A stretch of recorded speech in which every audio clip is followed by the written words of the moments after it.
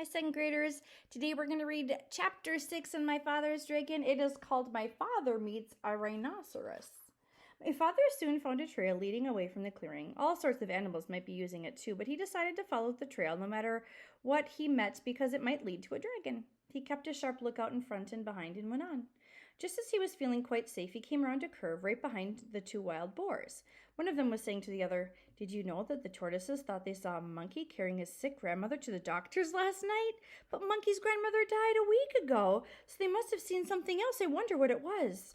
"I told you there was an invasion afoot," said the other boar, "and I intend to find out what it is. I simply can't stand invasions." "Me neither," said a tiny little voice. Me neither." And my father knew that the voice was there too. "Well," said the first boar, "you search that trail up all the way to this dragon, and I'll go back down the other way through the big clearing, and we'll send Mouse to watch Ocean Rocks in case the invasion should decide to go away before we find it." My father hid behind the mahogany tree just in time, and the first boar walked right past him. My father waited for the other boar to get a head start on him, but he didn't wait very long because he knew that when the first boar saw the tigers chewing gum in the clearing, he'd be even more suspicious. Soon the trail crossed a little brook, and my father, who by this time was very thirsty, stopped to get a drink of water. He still had on his rubber boots, so he waded into a little pool of water and was stopping down when something quite sharp picked him up by the seat of his pants and shook him very hard. "Do you know that's my private weeping pool?" said a deep, angry voice. My father couldn't see who was talking because he was hanging in the air right over the pool, but he said, "Oh, no, I'm so sorry. I didn't know that everybody had a private weeping pool." Weeping means crying. "Everybody doesn't," said the angry voice, "but I do because I have such a big thing to weep about, and I drown everybody when I use my weeping pool." With that, the animal tossed my father up and down over the water. "What is that you weep about so much?" asked my father, trying to get his breath as he thought about all the things he had in his pack. "Oh, I have so many things to weep about, but the biggest thing is the color of my tusk." My father squirmed every which way, trying to see the tusk, but it was through the seat of his pants where he couldn't possibly see it. "When I was a young rhinoceros, my tusk was pearly white," said the animal.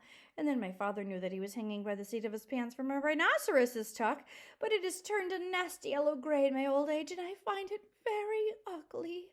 You see, everything else about me is ugly, but when I had a beautiful tusk, I didn't worry so much about the rest, and now my tusk is ugly too, and I can't sleep nights just thinking about how completely ugly I am, and I weep all the time. But why should I be telling you these things? I caught you using my pool, and now I'm going to drown you."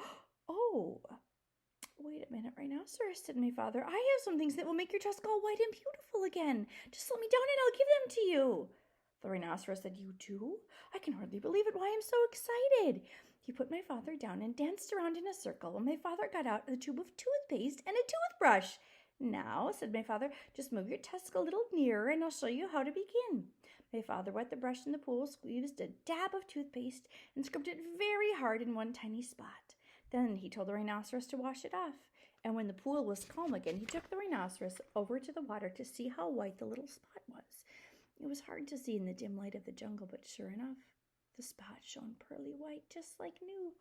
The Rhinoceros was so pleased that he grabbed the toothbrush and began scrubbing violently, forgetting all about my father. Just then my father heard hoof steps and jumped behind the Rhinoceros. It was the boar coming back from the big clearing where the tigers were chewing gum. The boar looked at the Rhinoceros, and then at the toothbrush, and then at the tube of toothpaste, and then he scratched his ear on a tree.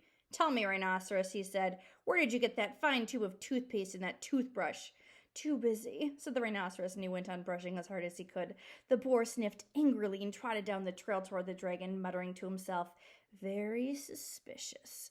Tiger's too busy chewing gum. Rhinoceros is very busy brushing his tusk. Must get a hold of that invasion. Don't like it one bit. It's upsetting everybody terribly. Wonder what it's doing here anyway." Here's the Rhinoceros. End of chapter.